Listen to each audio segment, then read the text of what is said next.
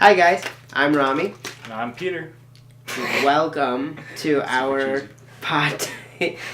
Welcome to our podcast. Podcast. Where's the pot? I don't know. Where is the pot? I don't know. We're in Michigan. The pot's nowhere.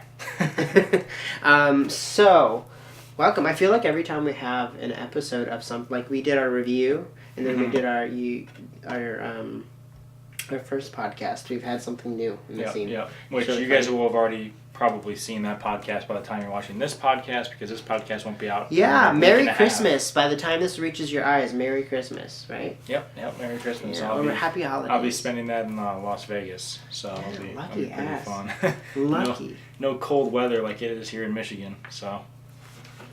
Let's hope you win the lottery so we have a bigger budget. I'm going to gamble a lot. Because nobody should suggest that ever. I don't have a problem. I've never gambled before. Don't try in my that life, at home. So. Don't gamble a lot.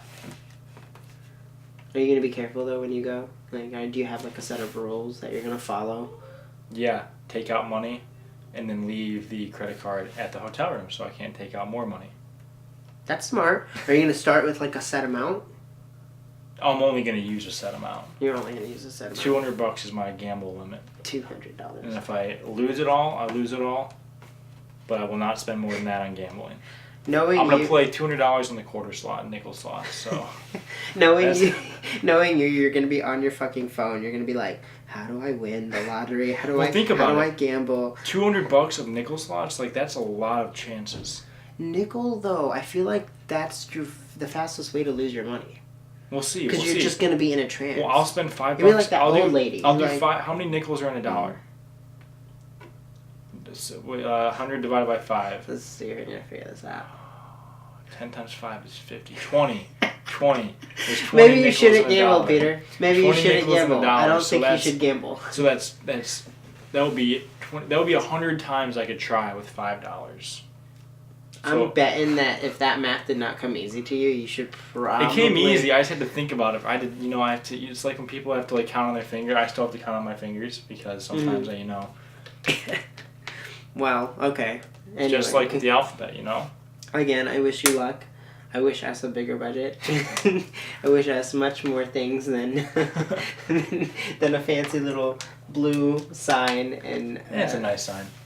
Yeah, it is a nice sign. Thank you so much to our boss who supplied that to us. We really appreciate you so much. If she ever watches this podcast. I don't think she will. She won't have, She'd be like, 5 seconds, and she'd be like, so when does it get interesting? I don't know. She, was in a trance while I was doing my makeup. I was doing my makeup for a good maybe hour to almost hour and a half. I did a live video, and I was just... tapping at my face. Oh, she was watching it? And she watched the whole thing. I came into work the next day, and she goes, so when you said, because I was kind of rude on live, I, was kind of halfway done, and then I had to go to my gig, and I was like, okay, I gotta go, thanks, bye, and then I just shut the live video while everybody was watching. And she came into the work next day, she was like, I came in, I thought you were still going to go, and I didn't get to see the final look, and then you were like, hey, thanks, bye. And she goes, no, what about the final look? How long were you streaming for? About an hour and a half. Wow. Yeah, about an hour and a half. And Megan, I had you better watch our podcast. It's only 25 minutes. Come on. Yeah, it's not really that bad. But I think if we did, a live podcast, that'd be cool. I think eventually... record it, but, make it live, so we have something else recording it, so we can post it later. Or no, actually, it does record. You can actually it does post for later. Well, if you do Facebook Live or yeah. It does get live, but it saves it. I don't know if I'd want to do YouTube Live. I think doing Twitch Live would probably be a better option. You're gonna have to explain Twitch to me because I actually don't know. This is the first podcast. So Twitch is essentially a video game streaming service, not streaming service, but it's a streaming service for people to stream essentially. But what made it popular was people would stream themselves playing video games on it, the most popular games. Else. But you can literally it streams via your computer. So whatever you have on your computer, it can stream. So if you hook your computer up, your camera up to your computer, you can then stream the camera's live feed. instead of a games live feed, essentially. So people will do podcasts via Twitch to stream it live, but their camera is also recording it while it's plugged into the computer, so then they can upload that later on. Okay, so can we upload these later on? We're like talking about business right now already. Well, cool. Keep in touch for our Twitch account, soon to be. Stuff. Yeah. Cool. I mean, yeah. That'd be dope. Yeah, down the road, that'd be a cool thing to do. Yeah, but literally, I have people watching me do just nothing. Sometimes I talk. The biggest thing with live streams is, like, you want to ensure that you have good quality, and you really need good connection for that. Okay. I've done a couple of live streams on my YouTube channel from my Xbox, plugged into my Ethernet directly. What do you do? And I even had some lag from video games? That's what I did do. So what did you play? What was your first podcast for video games? It was Gears of War 4. Okay. But the quality it was like 720p, and there was times where it would, get blocky and stuff in the middle of it, and it would lag and whatnot. But video games. So I never played Gears of War. I heard so many things about it. I've always been like favorite game. I've always been one of those gamers that I'm always about story. Stories, you'll find that's the theme about me. It's either got a long drawn out story. It's why I like to talk. Gears of War has a good story. That's the one thing actually I like about it. It's one of those games where I can actually sit and play the campaign. And actually get through it and enjoy it. It doesn't seem like you're just a character sent to go defend this point and go defend that point. Is it like There's a shooter though? It is a shooter, third-person shooter. Yeah. See, it's always shooters is like sports. Like I have to either be at the live event and then get into it, or I'll never play it. But see, it's not first-person shooter though. So I mean, it's a little bit. So it's just a little bit easier. It's like an RPG shooter. Yeah, essentially, it's like third-person. Like if you ever played Mass Effect. I should have. Oh. Okay. I really should have. Like, so many people always talk about it. It's similar to that. There's a cover system and stuff like that. It's a fun game. Yeah, okay. The games that I stuck to growing up, and, like, as far as my video game library now, it's very sad. Like, I wish I could play video games. The most video game action I can get in these days is my phone. And that's like Yu-Gi-Oh. Well, I used to play games all the time too, and it slowly starts to decrease. I still find time for it, but not like literally 2.5 years ago. I would spend hours upon hours just I would literally get a game at midnight and spend the next 7 hours straight just playing the game. Okay. Even games within my own genre, I haven't finished. Like I have Final Fantasy 15. And I have not finished Never it yet. played any of the Final. Well, I played the old PlayStation ones, like a long, like PS2. Those are the good ones. Those are like the best ones. But of course, because they're so old and like new, and that's what like grabbed everybody's attention. My I really do love Final Fantasy because it's kind of like a cult classic now. It's like you kind of play them. It's like Star Wars. You just play. Oh, there's so many. Because there's of like the name. There's like 10 or 11 of them. No, 15. I think actually 15. I think Final Fantasy 15. Well, they have online ones now. So. And they've always had them, I guess. But 14, it was an online. There was some gap, so they had consoles. The first one to go on Xbox was 12. Okay. Final Fantasy 12, and then since then they've been multi-platform. Kingdom Hearts, one of my favorites. And, Kingdom Hearts 3, I think, is supposed to come out 2018 as well. Yeah, God of War. I guess they're making a new one. Yeah, the new God of War. I've unfortunately never played God of War. I probably should. Really good. If you like mythology, you'll definitely like. Well, the funny thing is, I'm Greek. Yeah. So it's like I kind of feel like I have to play it. You're Greek. I didn't know that. Yeah, because, actually, my last name Poulos is a derivative of Greek names because you will always see Greek people with that name in their last name. Okay. Like usually it's part of a longer last name. Okay. But I feel kind of cool because it's like I just have that as my last name, so it's like I have the origin name essentially, with no added extra context to it. Like it's just the name. Yeah. Okay. So, interesting. Yeah. Mine is kind of like, my last name is actually the capital of Qatar, which is not called Qatar in American like English speak. Yeah. But it's actually the capital of a Middle Eastern country. Huh. Yeah. So you're a human capital.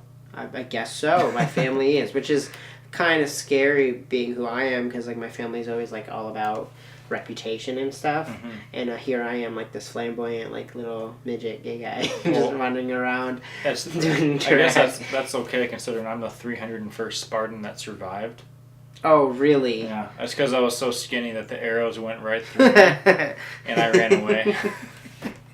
It's okay. I was like, no, I'm good. Bye.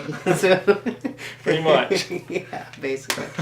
No, and then back on video games. I played God of War, Uncharted. I haven't played the fourth one. I heard Horizon Zero Dawn. Is that what it's called? Yep, and another game I bought, but it's the problem with me now is just like I have so much going on with video and work and stuff that it's just like those kind of games are so taxing and so investing that it's hard to find time to sit down and play 2.5, 3 hours consistently. Mm-hmm. So then you forget where you're at and what's going on because those games are so big. They're 25 to 30 hour games that to complete. Yeah, no, I can only get like an hour. I mean, I remember back in high school, I played Assassin's Creed 2, which takes you could probably get through the entire game in about 15 hours.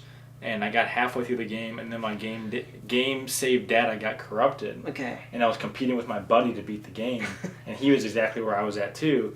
And I spent the entire next day getting back to the point where I was, just so I could be back on par with him. And it took me about 8 hours straight of playing the game. Yeah. And I was just like, I don't know, I can't do that anymore. I can't sit there and just invest that kind of time into a game as much as I would like to. No, you get like older, and then you get you get to a point where you sit there and you go, listen, I either need to focus on spending hours on this or focus and spend hours on this other thing. Can't all be PewDiePies. No. I don't even think anybody wants to be PewDiePie at this point. I mean, he's rich and all, and he's got a big following, but I don't... But now he has a free reign to, make a living playing the games he actually wants to invest the time in. That's true. Instead of playing what, But I heard he doesn't really do video games anymore. Well, that's actually part of the reason is because for the longest time he felt the need he had to play what was popular, and he hated doing it. And that's why he doesn't, because he only plays games now that really interest him, that he feels he will enjoy playing. Yeah. And apparently there's not many that he really enjoys because he feels like a lot of games are shit. So that's why he said he never plays games because...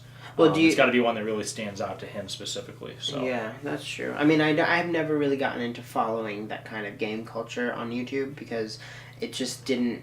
I would rather play the game than rather watch somebody play the game. Yeah. That's just me. But my brother's all into it. He watches everything. Minecraft. He's always, and we have that Xfinity thing, so you can voice search for something with your remote. Oh, okay. And he's always like Minecraft, and then he search, and then it comes up, and he's like, Rami, look, Minecraft. I'm like, cool, like modern day Legos. But Minecraft just kind of went like it's a fun game. I still enjoy playing it from time to time, but I think it's like streaming era is kind of coming to an end just because it's.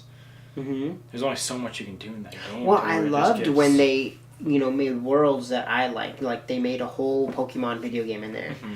And, they made even the characters and, the Pokemon himself. But I just always wondered why they did. They have something called story mode. I don't know if that adds a campaign-esque type of thing to it. I don't know what is about it, but... Yeah, it pretty much it disables you from breaking certain blocks. So when you get to certain areas, you can't just cheat by breaking your way into certain places. You have to actually play a game. And there is an actual like a strategy. Yeah, and there is an actual story to Minecraft. Strategy. Like if you play the survival version, there is an actual end game. Okay. Like you can beat the game. Okay. But it's very tedious and very complicated. See, now it'd be cool to incorporate. I can see the evolution with them. I mean, they have such an open world concept. People can build what they want. I can definitely see that being something that they can take into virtual reality. Mm-hmm. I think virtual reality would. Well, they have Minecraft in virtual reality. Well, I bet they do, but I mean, evolving over time, it would be kind of like the building blocks of people being able to develop their own games. Have you ever used a virtual reality? I did. At all? During this Halloween, my friend Tom, he actually is a 3D designer. Like, he's working on a game of his own, and he brought us in and at this Halloween party. He brought his whole system in, and he had us play this game. It was fucking terrifying. Now, see, what was the VR system you played on? Like, what was it on a console or was it on a computer? He had a tower. He had built his own computer. Was it the one where you have to hold 2 controllers in both hands and you have to set cameras up, or...? He had to set a bunch of cameras up. I believe I had 2 controllers. Okay. Because I had that system for a while, and I ended up selling it because I hardly used it.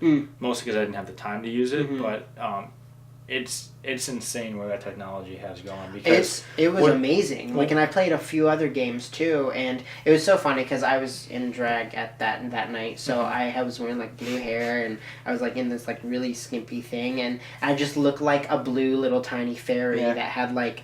That looked like a cyborg because I had the helmet on. So it was really funny. And I'm just over there, like, trying to find my balance. It's really fucking terrifying when you feel like you don't have solid ground. Well, yeah, and what's crazy is, like, a lot of the games they have for that specific version, because of the cameras, it tracks you in 3D space.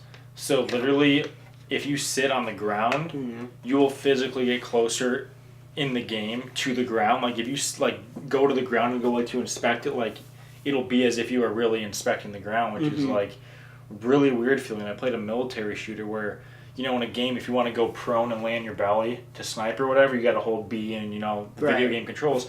But in this, you literally have to go prone on the ground physically to be in that type of a position. Or if you want to crouch, you have to physically crouch. Yeah. You know, to reload your mag, you have to pull the mag off your belt. No, that's how it was. Know, unclip the gun, clip it in, and, you know, pull, like, all of it. He actually had a gun in there. It was a revolver. You actually had to go through the motions of, like, flicking it out and in, and, like, actually adding a bullet in there, and, like, flicking it. And there was this giant creature that he created, so the whole time it's haunting you. And it's kind of like a Slenderman-esque vibe, too, because, like, you don't know if it's there. And, of course, there's people around me in the room talking, and him, and he, I guess, tried to help a little bit with, you know, like, oh, no, that it's right. Or, like, some of them who have played the game would sit there and be like, oh, it's right there. It's right there. And I'm like, what's right there? What? And it's like this window, and you see a silhouette, this scary thing. And he designed this entire thing. That's and it was like awesome. Really impressive. He actually wants to, I like joked around with him. I was like, I've always wanted to play like a virtual, like, I've always wanted to like do a Pokemon game type of thing, you know? Mm-hmm. And I was like, this would be so badass if you could be Pokemon in virtual reality. And he's like, yeah? Do you have an idea? And I was like, well, kind of. Let's do it. And so I haven't talked to him yet about it, but I have to design it a little bit, and then he can make it into something. But that's just what I love with the world's going, and I think, I don't know, this whole net neutrality thing has gotten me fucked up, but I was just thinking about it. Hope for the best, you know. But I was just thinking, I was like, look at what they're doing to the internet, and there's bound to be like an internet 3.0. Like, if I'm thinking conspiracy theory here, I'm thinking that like virtual reality will be the next open source platform that people will be able to escape to.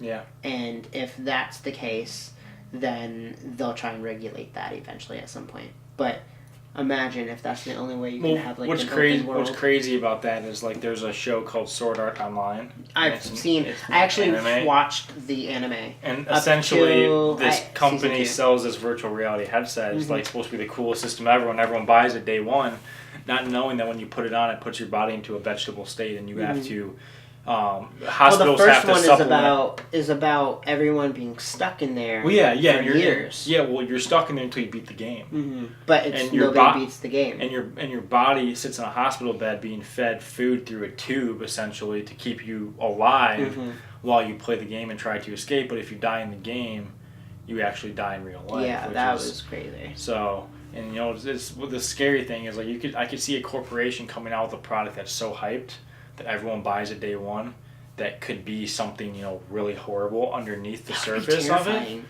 And that'd be terrifying. I would not know how to handle something like that. You wouldn't know what it was happening in the first place. That's what's so scary because, you know. Right. Well, I mean, I wouldn't be the first one to try it, to be honest with you. I wouldn't be the kind of person to be like, I'm going to try this.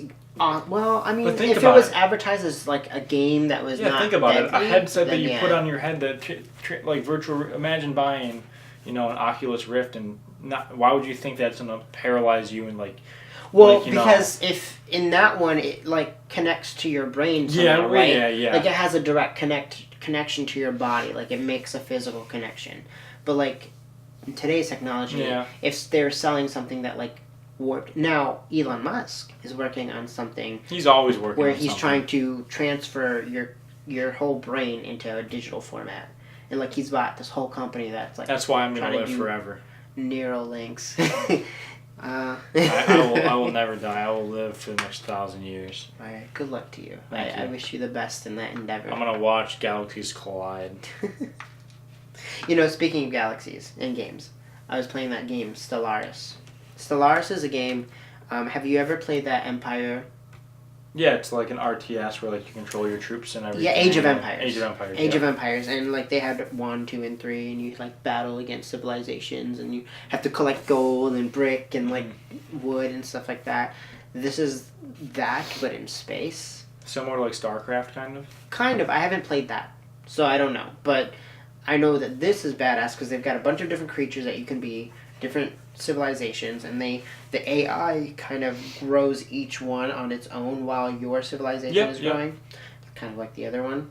And you can either be human or you can be any other kind of animal or creature. See, I played some of those when I was younger on like my like old PC, like before like Windows XP. Mm-hmm. And what was creepy about the older versions of those games was the map would start out black besides the area you were in. So like when you would click your guys and click somewhere on the map, the area would then reveal itself as your guys walked. Yeah, I do. So it would be that. super creepy because the one I played was humans versus aliens.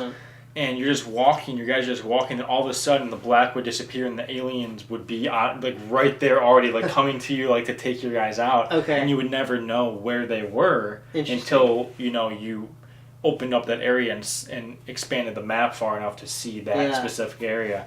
So it really made the intensity like a lot more intense. This one is kind of, they do that in some similar ways. With their music, because their music is not bad to listen to when you're just playing endlessly on it. They have like the center of our universe where it's just like they have that is called the Shroud, where like you can if you get to a high point of civilization, like if you consciousness basically of your species, you can connect to the Shroud and it'll like help you. Interesting. Or it could damage you. Like it's very temperamental. Like sometimes there's like one planet, and what you do is you go to planet and try and either harvest resources, and then also at the star of that planet you can build a base, and that would kind of mark your territory. Okay. Ish. And so like you have like hundreds of stars to do this to, and then you're competing with other ones. So you can start wars with other species and all that stuff. But sometimes you'll come across like anomalies, because then you have a fleet of scientists who go out and explore and research different solar systems. And that way it tells you how much resources it is, if it's worth going. And now while you're doing stuff, they'll be doing that. And they it'll be updating as you're playing the game. And then you have to go in and build and build and build and build like these things. But sometimes they come across a planet. Like for instance, one, it has like a shield on it. And it tells you, it's like, is it keeping something in or keeping something out? Oh, okay. And you're like, I don't know. So then you do it, and then either it fucks you or it doesn't. Somehow it like releases a disease or something like that. Okay. It's pretty cool. It's the only game lately that I've actually devoted any amount of time to. I don't know why, because it's on my computer. It's easy. Play it for like an hour. Yep. Although when I first got it, I played for like 19 hours. That sometimes happens when you buy games. Yeah. Sometimes I used to do that all the time, though. Like especially with. I remember one time I bought like this Beyblade game for Beyblades PS2. were the shit.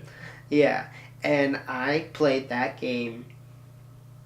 I started at like maybe 10 p.m. I was 10 years old, maybe 9. 10 p.m. and I didn't play. I played it all the way. No, 10 a.m. and I played it all the way till 6 a.m. Wow, like that's a long time. My grandma was in the house and like did not think to come into the room and be like, "Are you alive? Like, do you need food? Go outside and play with balls. Do what kids are supposed to do." Like there was no amount of concern for me being locked up in my room for that long.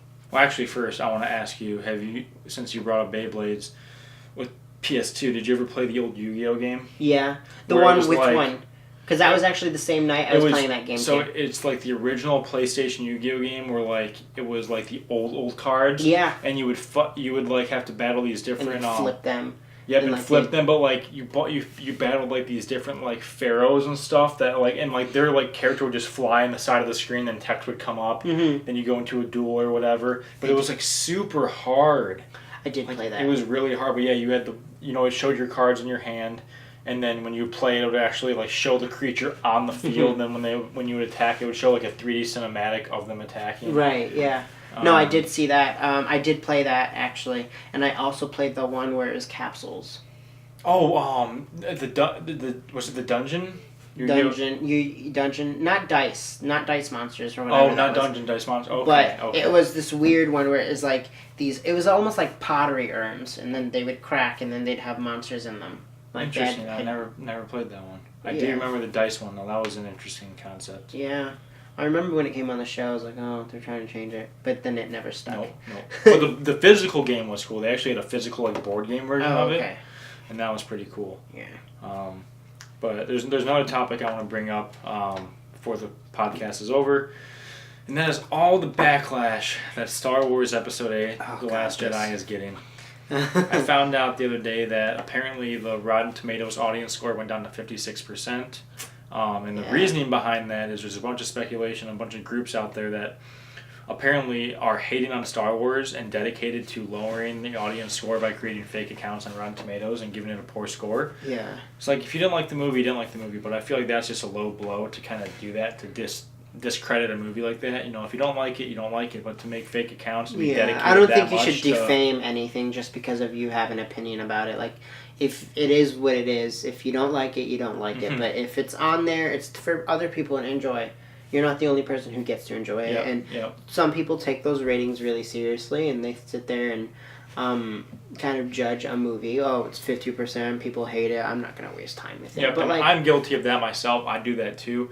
But the thing with me, at least for my personal preference, is when it comes to critic opinions, I tend to usually agree with their opinions when I see the movie. If I see it after I've read their comments, or even before I've read their comments, and then whichever way I do it, I'll always check a review, whether it's before or after, from certain critics that I like their opinions from.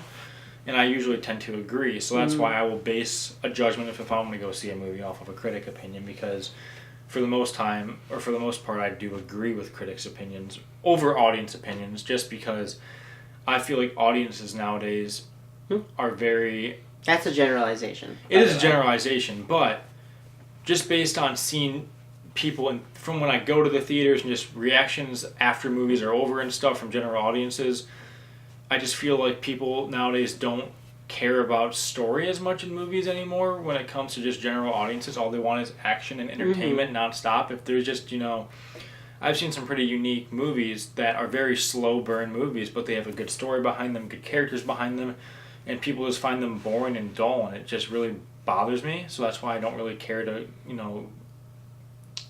side with audience opinions most of the time, because they don't always see everything in a movie for what it is. Their public opinion, yeah. Because I don't think they really look for specific things in a movie like I and critics do.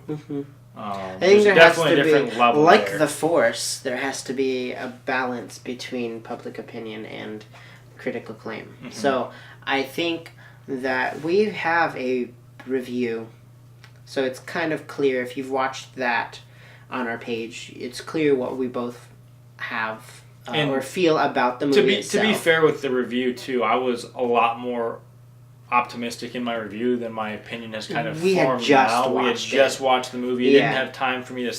Certain things didn't settle in yet.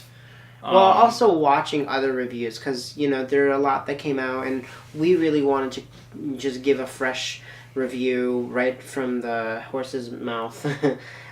So that we were really optimistic. We loved it. We were enthralled by the whole Star Wars experience, because let's be honest, the Star Wars experience is a great experience.